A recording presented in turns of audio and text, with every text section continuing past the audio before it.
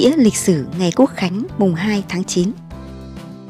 Ngày Quốc khánh Việt Nam là ngày lễ chính thức của Việt Nam, diễn ra vào ngày mùng 2 tháng 9 hàng năm, kỷ niệm ngày Chủ tịch Hồ Chí Minh đọc bản tuyên ngôn độc lập tại quảng trường Ba Đình, Hà Nội, khai sinh nước Việt Nam Dân chủ Cộng hòa, nay là nước Cộng hòa xã hội chủ nghĩa Việt Nam.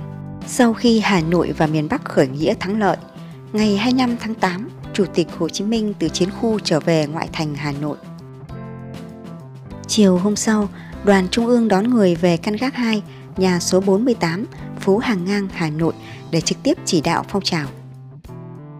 Người đã chủ tọa phiên họp của Thường vụ Trung ương Đảng bàn về công tác đối nội, đối ngoại và đưa ra quyết định về khẩn trương tổ chức lễ ra mắt chính phủ lâm thời. Từ sáng sớm, lễ Quốc khánh ngày mùng 2 tháng 9, hàng chục vạn người hàng ngũ chỉnh tề, cờ hoa khoe sắc, áo quần tươi màu đỏ thắm đã dồn về quảng trường Ba Đình, Hà Nội. Những biểu ngữ nền đỏ chữ vàng bằng các thứ tiếng Việt, Anh, Pháp, Hoa, Nga chăng ngang đường phố.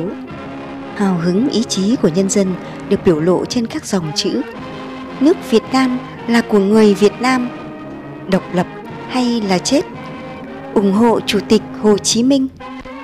Lễ đài bằng gỗ đơn sơ được dựng lên giữa quảng trường Ba Đình uy nghiêm. Đội tự vệ vũ trang cùng đơn vị quân giải phóng đầu đội mũ calo, quân phục trang nghiêm, chỉnh tề, hàng ngũ thẳng tắp đứng trước lễ đài. Cũng cùng giờ này, nhiều cuộc meeting lớn đã được tổ chức tại Huế, Sài Gòn và nhiều thành phố khác. Muôn triệu trái tim đang hồi hộp hướng về Hà Nội, chờ đợi giây phút thiêng liêng nhất.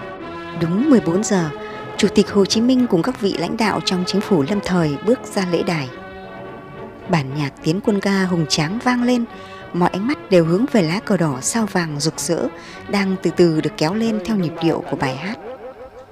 Hàng chục vạn tay nắm chặt tay, giơ lên ngang tai, thể hiện lòng quyết tâm và ý chí sắt đá, kiên cường, kính chào lá cờ vinh quang của Tổ quốc. Trên lễ đài lớn, tại quảng trường Ba Đình lịch sử, trước cuộc meeting của đông đảo nhân dân, Chủ tịch Hồ Chí Minh thay mặt chính phủ lâm thời đã trang trọng đọc bản tuyên ngôn độc lập, tuyên bố với quốc dân đồng bào cả nước và toàn thể nhân loại trên thế giới, bắt đầu từ nay, nước Việt Nam Dân chủ Cộng hòa đã ra đời. Chủ tịch Hồ Chí Minh khẳng định: nước Việt Nam có quyền hưởng tự do và độc lập, và sự thật đã thành một nước tự do độc lập. Toàn thể dân tộc Việt Nam quyết đem tất cả tinh thần và lực lượng, tính mạng và của cải để giữ vững quyền tự do độc lập ấy.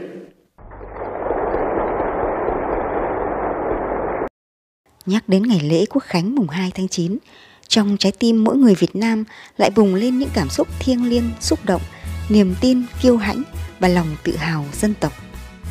Đây cũng là dịp để bất cứ người dân Việt Nam, kể cả kiều bào ta ở nước ngoài cũng hướng về Tổ quốc, cùng nhau tưởng nhớ những người anh hùng đã hy sinh bất khuất và biết ơn công lao của Bác Hồ vĩ đại vì anh hùng dân tộc. Nhân dịp ngày lễ Quốc khánh đang đến gần, chúng ta hãy cùng nhau ôn lại những ý nghĩa lịch sử của ngày lễ trọng đại này. Đã là người Việt Nam thì ngày mùng 2 tháng 9 mang một ý nghĩa không thể nào quên. Chính ngày mùng 2 tháng 9 năm 1945 đã đi vào lịch sử, là ngày độc lập dân tộc, chấm dứt chế độ thực dân phong kiến ở nước ta, đồng thời mở ra kỷ nguyên mới, kỷ nguyên độc lập dân tộc và chủ nghĩa xã hội. Tại quảng trường Ba Đình lịch sử, trước hơn 50 vạn dân, Chủ tịch Hồ Chí Minh đã thay mặt chính phủ lâm thời đọc bản tuyên ngôn độc lập, tuyên bố với nhân dân Việt Nam và thế giới, khai sinh ra nước Việt Nam Dân chủ Cộng hòa. Với ý nghĩa lịch sử trọng đại này, ngày mùng 2 tháng 9 đã được lấy làm ngày Quốc khánh của Việt Nam. Ngày mùng 2 tháng 9 như một mốc son chói lọi, như một chứng nhân lịch sử. Dù thời gian đã trôi qua, nhưng những chiến tích vẻ vang của dân tộc vẫn còn mãi với thời gian, với bản tuyên ngôn bất hủ mà các thế hệ sẽ không thể nào quên.